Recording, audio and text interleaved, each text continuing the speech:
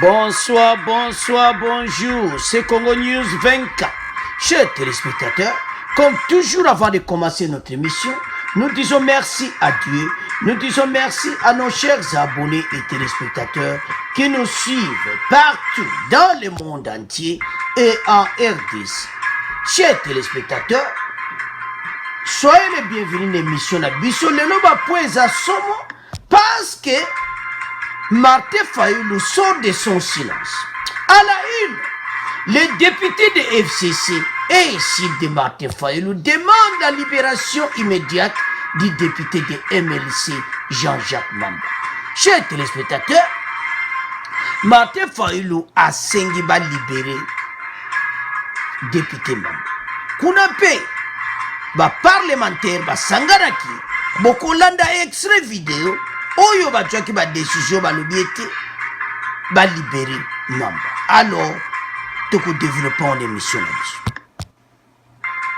Deuxième point, chers téléspectateurs, en direct na résidence surveillée et pas wapi bati Mamba tane lambana o alataki o bakangela ki bokomona ngo. Chers téléspectateurs, azana résidence dans un hôtel à Gombe. Alors ba décidé que procès na ye ekozala le 27 mai na tribunal de grande instance à Gombe. Alors ils ont montré clairement que Azamo Kangani a de prison parce que le 27 mai et ça jure à procès na ye. Alors tout le développement en émission là-dessus. Troisième point, chez téléspectateurs, procès Cameroun où ekozala le 25. Mais les avocats viennent de confirmer qu'ils ont reçu le dossier complet. Les avocats ont dit le dossier et puis ils ont défendre. Alors, caméra qu'on a libéré. Wana avocat va passer message dans l'émission Yochette les assombres. Et puis la présence, il y a gouverneur, il y a banque et ça quoi tirer tout le monde et au nini. Mutombo Akoloba en direct à télévision. Alors, et puis le nom de Soraya Mpiana est cité à la liste. Alors, tout qu'on développe en émission là-dessus. Et Zaya Kouinda. Quatrième point chez téléspectateurs. Procès Mukuna Mamichibola et ça m'a confirmé le 29 mai. Na tribunal de grande instance ya Kalamu. Bon comprendre kaka. Alors mon kolango ekozala tête à tête. Mukuna Mamichibola. Bon comprendre ka boba za sima Mamichibola. Do la kabili ya tout le monde. Bon boyebika ke bino moko scénario wana. Alors mon kolango va démontrer ba vidéo.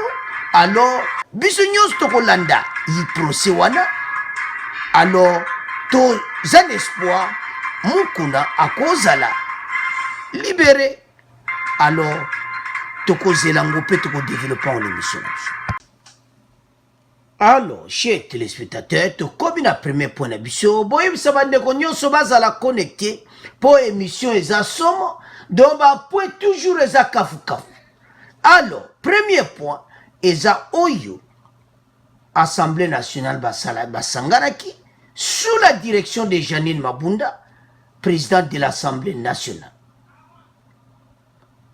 Donc, selon la chambre basse, soupçonne une justice à double vitesse qui subirait des pressions. Donc, il y a une justice à double vitesse, ndenge bakangi député Mamba. Janine Mabunda a statué sur l'arrestation du député Jean-Jacques Mamba dans la matinée. Les membres de cette conférence ont fustigé cette arrestation dans la levée préalable des immunités du député MLC. Tokotia la bino vidéo, bokolanda yango. Alors, selon Bango, Bazo s'est référé à l'article 107 de la Constitution. Les membres de la conférence estiment qu'il n'y avait pas flagrance pouvant justifier tel agissement et soupçonnement, une justice sous pression et à double vitesse. parlementaire wana bango basangana ki bamoni ke flagrance eza te. Mais selon tribunal de grande instance na cour de cassation bamona bazwaki deuxième plainte. Deuxième plainte wande mutu epesi ke ekomi maintenant il faut basimba flagrance.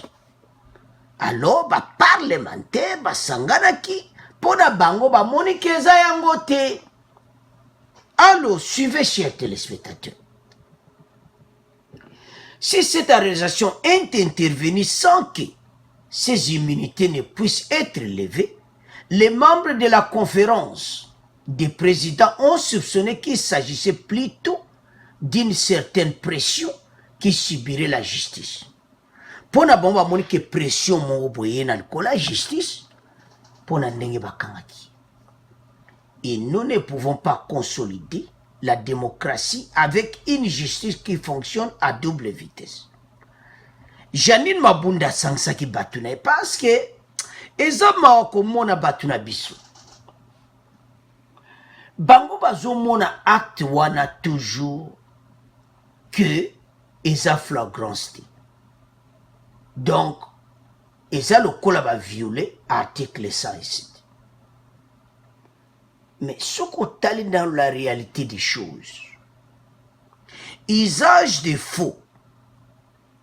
Na mondo katoza, bato be bazana ba pays européens, occidentaux, ba pays na États-Unis, Canada, partout dans le monde, ils ont la place aux alliés. Même en Asie, usage de faux, ils ont lokomoko mabe. Donc ils ont senga ke ba kanga yomba la moko. Et ça mawa. Pourquoi pas bakanga? Parce que oyo salwa nezama be mingi chez téléspectateurs.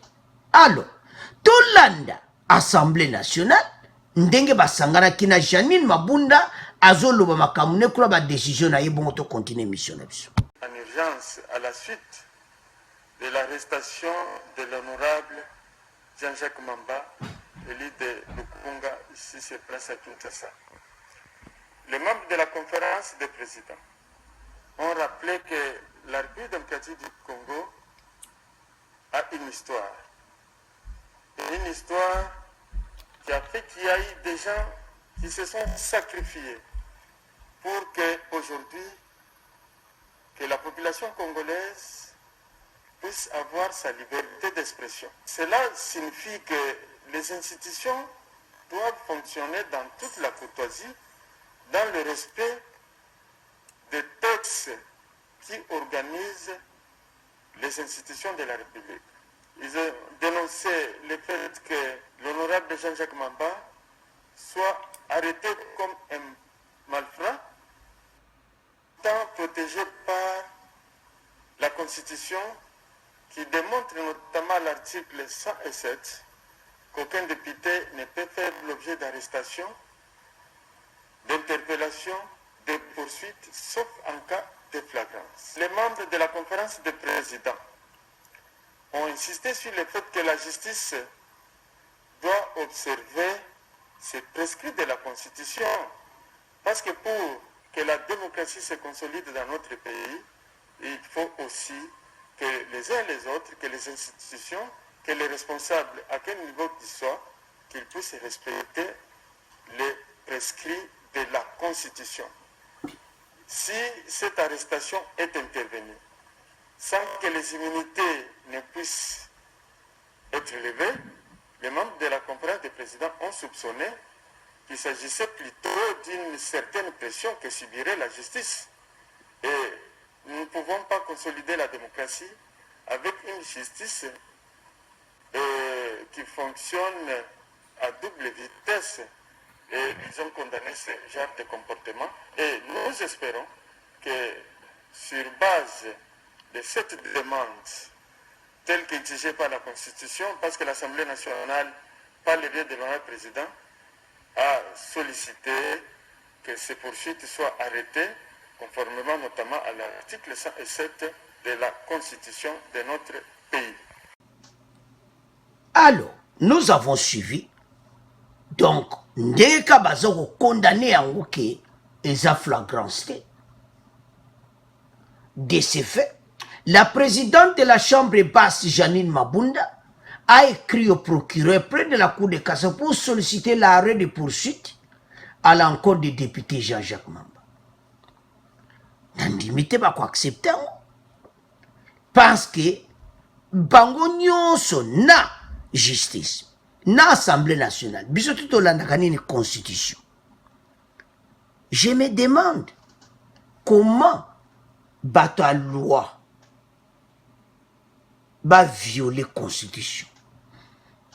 Je suis pas sûr parce que bazo landa mibe qu'on a très bien tant ba côté na pouvoir baza na besoin et tous en état de droit moko et puis va juger ba victime donc équitable à tout le monde. Alors Jean-Jacques Mamba a bénéficié du soutien des présidents des groupes parlementaires, des commissions permanentes et du comité des sages. Ils ont fait déclaration, a été lu devant la presse. Toujours un point, parce que deuxième point, dont Ndengazana Katia, résidence surveillée. Mais toujours un point, tu lui connais ça. Ce qui tu analyser point haut. Chambre basse, la plupart basa batwa FCC. Est-ce que batwa FCC baso sepe la marque abondance à la place wana? C'est ça la question qu'on se pose. Ils ont clairement été basa contre yango FCC basali babiloko tout. Basa sima ya MLC basangani pona kolongola Jean-Marc Aboun me cop et foiré. Yango toloba toujours que tango bazo saloma benasima nzambe na bango asali. Et de l'autre côté, seconde toloba ki siko Martin Fayulu sort de son silence. Batune sid domba Twitter moi été Martin Fayulu lobi faux exige la libération immédiate. Il y a MLC, Jean-Jacques Mamba. Les sites de Martin Fayulu exige la libération immédiate. C'est joignant la déclaration du mouvement de libération du Congo. Vous voyez que MLC n'a ici bazabata la mouka. Alors basangani Martin Fayulu alobi non. Donc parce que vous voyez que mes collègues comment pena aloba le shooter. Alors ils sortent de son silence à l'obi, non, il faut pas libérer. Martin Fayulu à l'obi na Kinshasa moto ezopela. Na Twitter ne moussa tutaki. Donc ça brûle. Ah, Martin Fayulu, ça brûle. Eh, vous vous souvenez que batu ya MLC batumbaki bapine et tout ça pour na ko réclamer député na bango. Martin Fayulu a toujours boyebike, toujours yé vérité des urnes mikolo koute pemi. Alors, Yaya a préparé 2023 Ndigazawan. Donc, Yazo mona kake, ako koma président po yé aloba ke yaza président élu. Yango asengi babimisa tambe mumba. Alors, total bon comprendre qu'à présent il y a une décision. Donc, Babi Noki, en direct, donc, il y a un président. Bon, il y a Lobako, il y a un président de la République. Azo senga ba libéré. Donc, va procurer, bon, yo ka message, vous te pas ya Fayulu, bon libérer Mamba. Alors, chers téléspectateurs, vous comprendre que Masolo oyo la Kabylie azanasima. Yango mona bato ba soupçonna toujours Martin Fayulu bato tout ba coopérana bato la Kabylie. Na FCC. Parce que tande ba soutenir oyo, tande ba soutenir. Donc Martin Fayulu donc 100% au supporter yango était Marc Abound Alongo. C'est quelle base? Kali Kamaloba qui a 7 millions moins Herrera, ça là qui est comme le lobo tchale pétition moula. Yo mone zongeli bino mabe, Alors, à vous de commenter, chers téléspectateurs, tout comment les Canadiens deuxième point. Alors, chers téléspectateurs, deuxième point,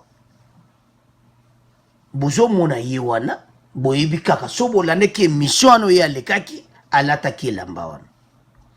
Donc, bazwaki ye ka nenga uta ki mission ana bakjuye bakenai. Donc, bozo mona dans un hôtel, résidence surveillée. Alors, procédé le 27 mai 2020. Chers téléspectateurs, dossier est qu'il y a vitesse pour parce que ça direct. Donc, justice a montré clairement que y est Azamokangami. Il a été placé en résidence surveillée alors qu'il est poursuivi de flagrance par le parquet général près de la cour de cassation. Son procès a été renvoyé au 27 mai. Bon, très rapide.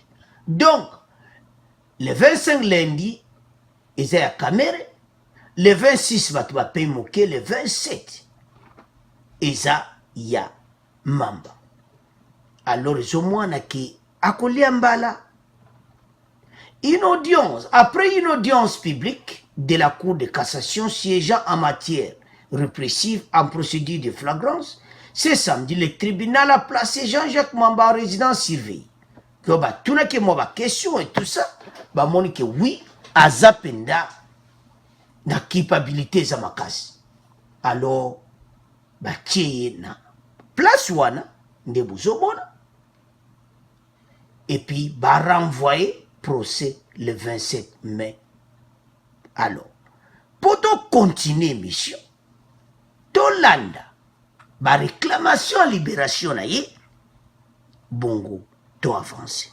Président des groupes parlementaires et président des commissions permanentes de l'Assemblée nationale, à vos appris par voie des ondes, avec stupéfaction et désolation profonde, l'arrestation brutale et déshonorante en violation de l'article 107 de la Constitution de notre collègue Jean-Jacques Mamba, député national élu de la circonscription de Lukunga à Kinshasa. Son arrestation est liée à son initiative de pétition en vue de la déchéance du premier vice-président de l'Assemblée nationale, l'honorable Jean-Marc Akabound, dans le cadre de ses activités parlementaires déposé en date du 13 mai 2020 à l'Assemblée nationale. Après le dépôt de cette pétition et sa notification à l'intéressé, un des signataires a soutenu n'avoir jamais apposé sa signature sur la susdite et a porté plainte auprès des institutions judiciaires contre l'initiative de la pétition pour faux et usage des faux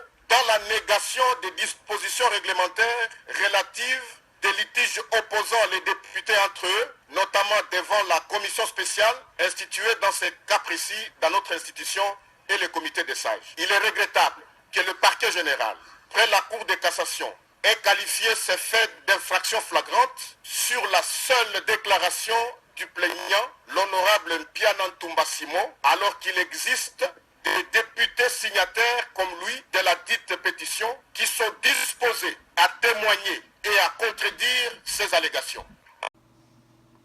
Alors, chers téléspectateurs, nous avons suivi. Bango pene ba beti sete do bazolo bango dono dasita ko sakana ngoti. Babi misama sana bango immédiatement pour na bango ba lobeza flagrance. Lors de cette audience, c'est le procureur général faisait office du ministère public avait sollicité la mise en résidence du député Jean-Jacques Mamba.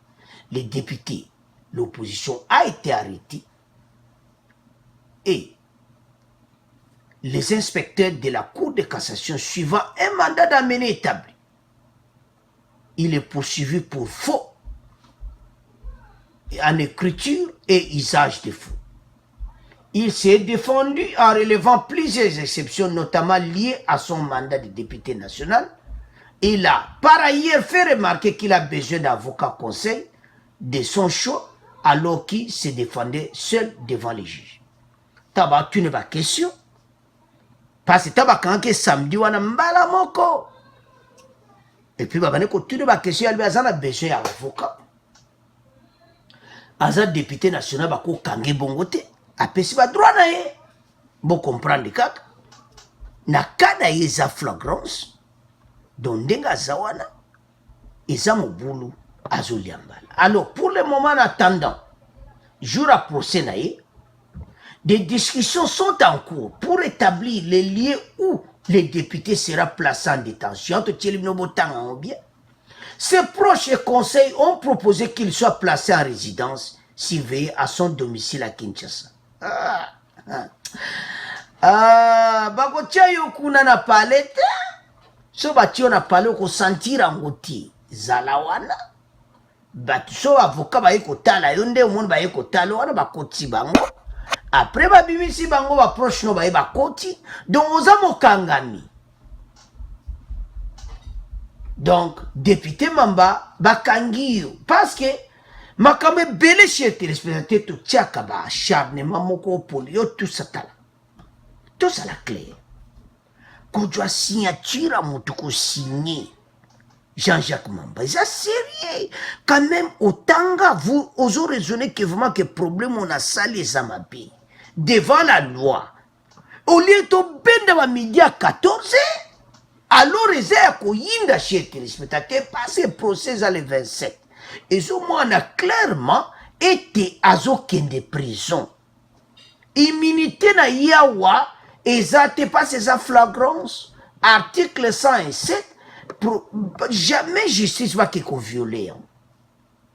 Bon, la dit vidéo, on a des bandes de tout ma lobby. Avec force. Alors, Nandimete va accepter parce que va discuter. Na ba avocat na ye. Balingi va ko tiena ndako. Mais, cours à maintenir un hôtel ou un autre endroit, vous comprenez quand un autre endroit chico. Papa zolga no ba problème ngamba bo ba mele baba ko sanzo na makala. Papa mambadala ndima na ozala na hôtel wana. Po ba procurer ndozo mona wana baza déterminer mbula oyo. Pas de blague. Botia ko insiste ba avocat no makaba palais. Ndima ozala kutu place ozana hôtel wana que babenda yo dire que le beta mbalamo cortège makala. Parce que oza mokangami. Ojwa ki un stylo o limité scientira mutu. Même eza yote batu na yo nyonso bo travail ki na bango na pétition. Alors, si ko tento clôturer pombo. Janine Mabunda aza concerné pe parce que y a accepté pétition moko lokuta. Donc ils ont clairement que le président de l'Assemblée nationale a agir dans le document moko où ils ont usage de faux. Donc, il n'y a pas cause à la poursuivre. Alors, chers téléspectateurs, tu as deuxième point dans ma boque, tu as troisième point. Alors, chers téléspectateurs, tu as comme un point à caméra. Avocat n'a pas un dossier complet. Donc, pour la bango, makamu nyonso eko kende kitoko. Et puis ba publier ba liste ba témoins. Oyo ba kozala parmi ba témoins eza gouverneur ya banque. Tribunal wana chet eza historique. Parce que na pays na biso nan to mona gouverneur a banque ta yiko témoigner. Nan to mona directeur à bureau président. C'est pour cela que Afrique mbabaza connecté na RTNC lobby kolanda yango. Tant que loba procès oyo bandeko, il faut comprendre une chose, que l'état de droit est en marche. Malgré que oyo loba mawana bazako loba. Eza récite totikala kozo yango te lezo pesanga mawa okomona jamais batu bazo loba positivement sur l'état de droit. On parle que de négativité négative moko ko sakana ngoti. Comment per mutu mo important lokola Deogratias Mutombo koya na procès koya koloba ezolakisa quelque chose que moto nyonso azoparticipe atie exception te faci alobaki moto nyonso aza eko devant la loi. Pour votre information, azalaki déjà auditionné le gouverneur à banque. Alors, présence n'est très important parce que yé moto bazo débloquer bambongo. Tango bako pesa bambongo wana ya yebe ba monta oyebi maki.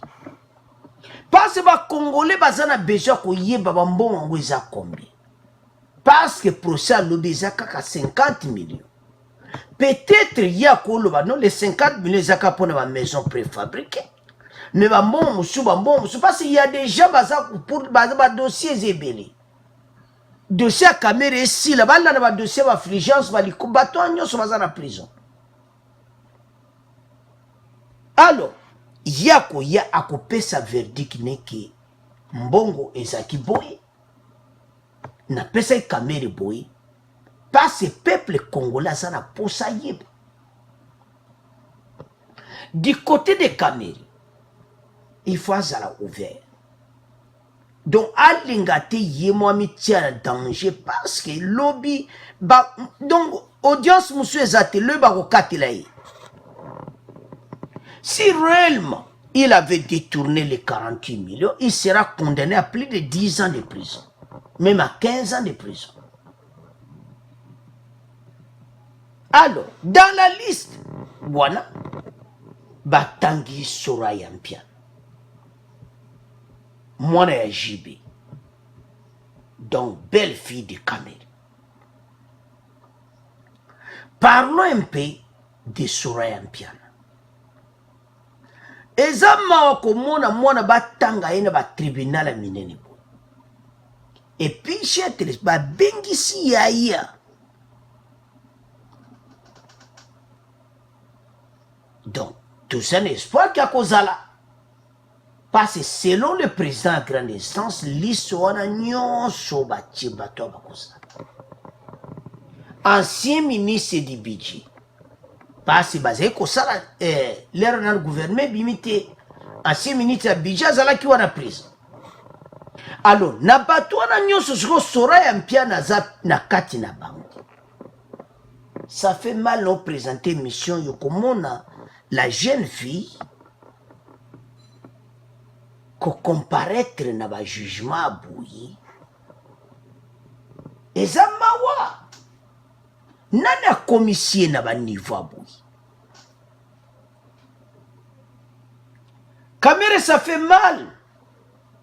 Lelo mwana ya JB akomo le kanaba tribunal.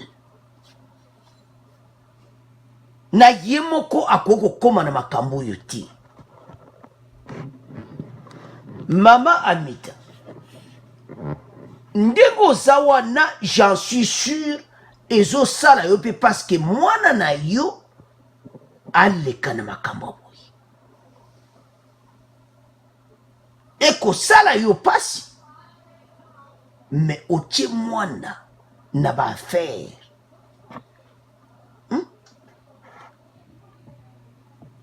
Na ba ta affaire foncier ba kozala. Donc mwana za coincé que il faut le ba vérité. Nde ba kotsa ki na ba marché de gré à gré. Bande ko ngeza mawa. Lena koma kana pont esala nga parce que mona ke caméra ko raisonner boiti. Akuki jamais ko raisonner ko tia mwana na makambo ya boyi. Mwana pe mwana batu.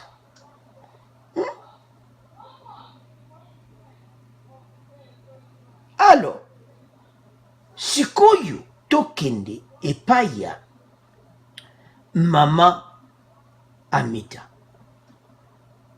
Mama Amita, papa soki te mbula ba okateliti.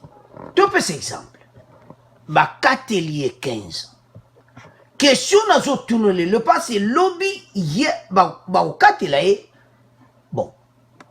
nande makambo tozomona ki aza vraiment coupable. Soki bakateli question na biso tokotuna yo mama Amida na ba téléspectateur na biso, soki bakateli ye 15 ans okosupporte kovanda kozela ndenge mwasi ya Mandela azelaka? Toyebi bane te ekozala mpe bane ya ndenge wana. Mama Amida, eske okopasiante kozela vraiment kamera olobi nde nazawa kaka mobali nanga oyo abalanga kamera bimisa balade ebele mpona yo mama Amida?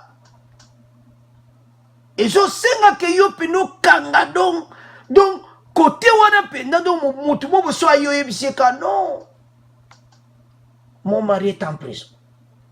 Motu mosusu aye pembeni na yo, mon mari est en prison. Donc ozala pena fermé parce bana basi bakoli. Conseil tozopesa kanga motema, mais tozotuna question na bamelomane nyonso. Ekoma te kamera aza na prison yoko lisusu badossier mosusu oyebi ke ekosala kamera kitoko te mpo apene ngai fona kotela pena kamera mpo aza mobali. Parce soki aza coupable aliaki mbongo ye moko te, yo mpe mama Amida oliaki. Tolobi soki aza coupable yo mpe oliaki, alo yo il faut kota na makambo wana osupporte kamera à 100%. Kokende ere nyonso na prison parce que eza facile te komona directeur ya bureau na poso azaki nango lelo akoma bo. Et puis mama Amida opesaki conseil ya kitoko te, conseil eza malamu te. Sono otala degré makambo ndenge ezokende, présence ya gouverneur à banque, ancien ministre na ministre des finances oyo bozomona Yves Mulanga, présence ya bato oyo nyonso mama Amida. Tozomona ke chance ya ye ke azala akite eza moke, tozomona ke bakokanga ye yango il faut kanga motema ozele tia kobima soki 20 ans ozeli. Alors chers téléspectateurs, toke sikoyo na procès ndenge kozala lobi. Scénario ya liboso ezaki bakutune ba question wana parce président na bato tu bajuge baosambisa baza très sage, balinga batuna bayeba so ayebi sora ya mpia parce nayebi deja bakotuna. Alors kamera ifo aloba oui ayebi. Ezosenga ke système de jeu wana ya wangana ngana wangana yo bazala nango te parce komi na mikolo ka wangana nga pe na wangani yo ezala te. Tato Jamal yekuta lui ka français zate, alors azana avocat ya koloba français. Alors point to clôturer ngo boy présence à gouverneur à banque ezoloba likamoko wana. Alors chers téléspectateurs, ezomona clairement que Kamere a aucune prison. Alors totika ngona bino tokomoleka na point na biso ya mokuna. Alors chers téléspectateurs, tokomi na point ya mokuna. Éveil patriotique. Procès mokuna Chibola le 29 mais confirmé.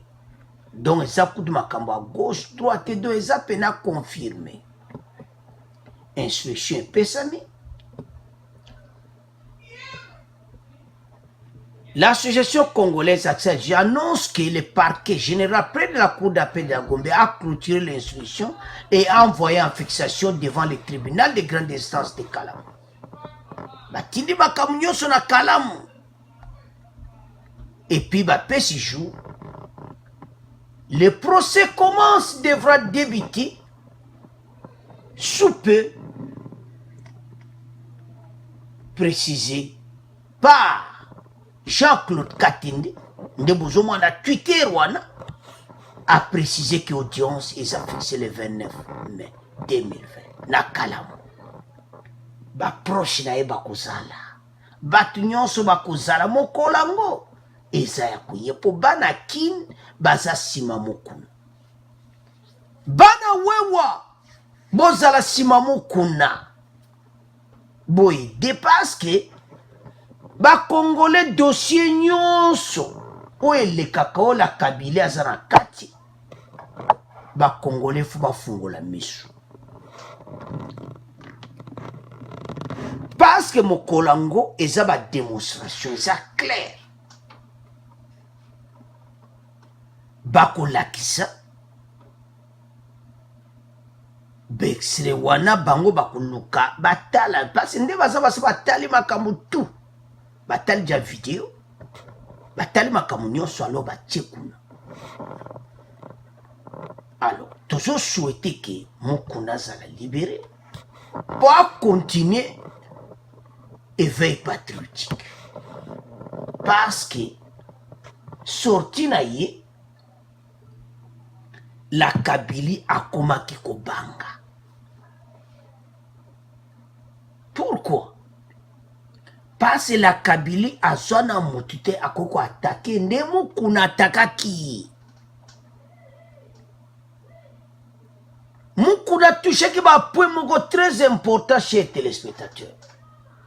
Tant que les canaux réseaux sociaux, azaï kolobaka ke bango nyonso baza miyibi, ba yibi mbongo a RDC, ba détruire RDC. Mais mukolo ya salaki plainte na ye elekela ki bato a PPRD na FCC. Kuna makambu ya mbongo ezalaki te, kuna ezali kaka crime na crime. Ezalaki 10 points ezali kaka ya crime.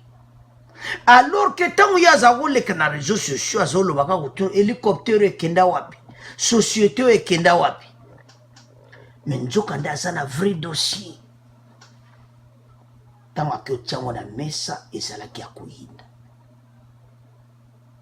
Alors, chers téléspectateurs,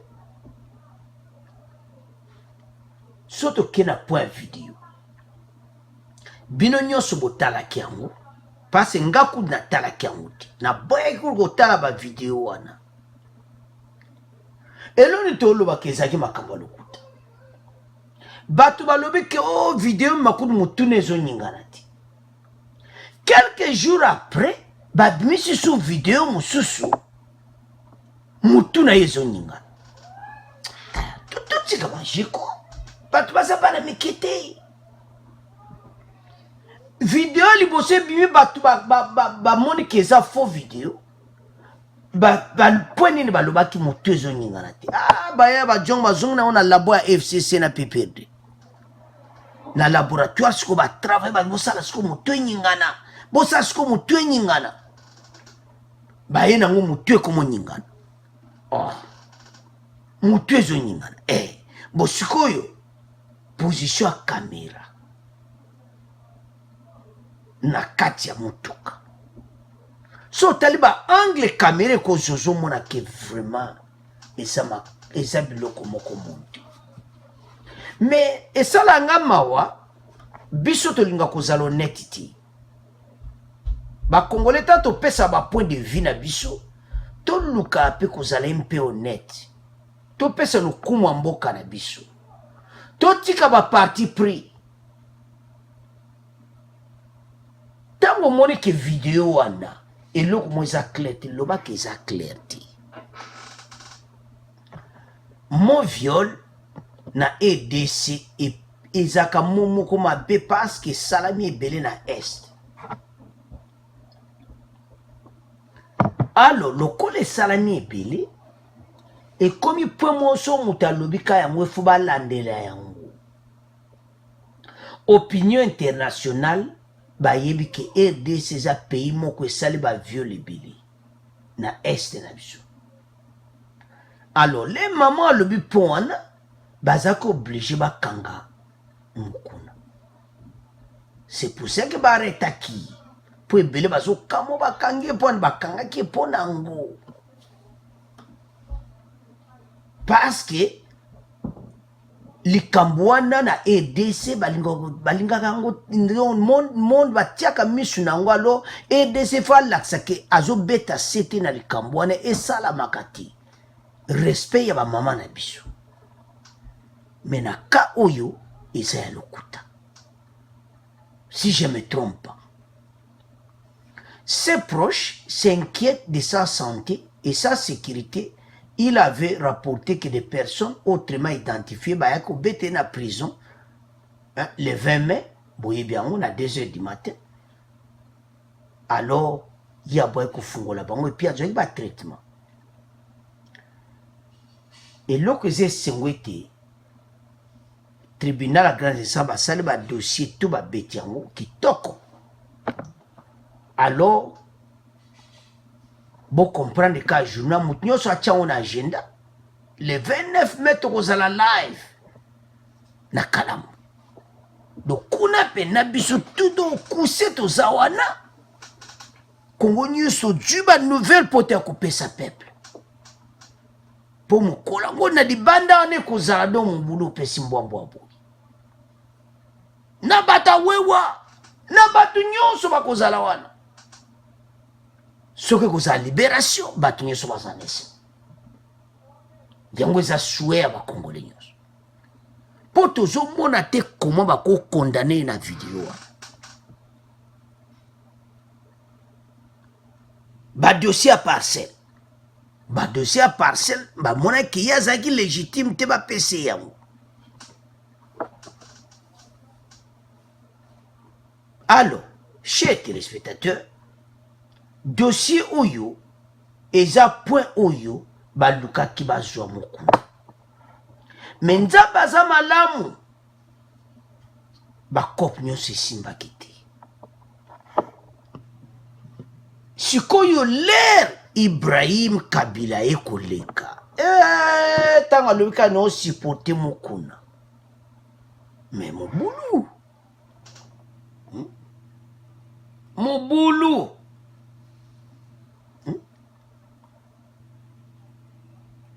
Et puis, Mami Chibola a nobi que accusation na ye, viol, détention illicite des documents parcellaires et puis menace de mort. Ah, mon kuna penati o menace de mort bon. Biso to ali Anthony Kozala parce to tika justice sa musana.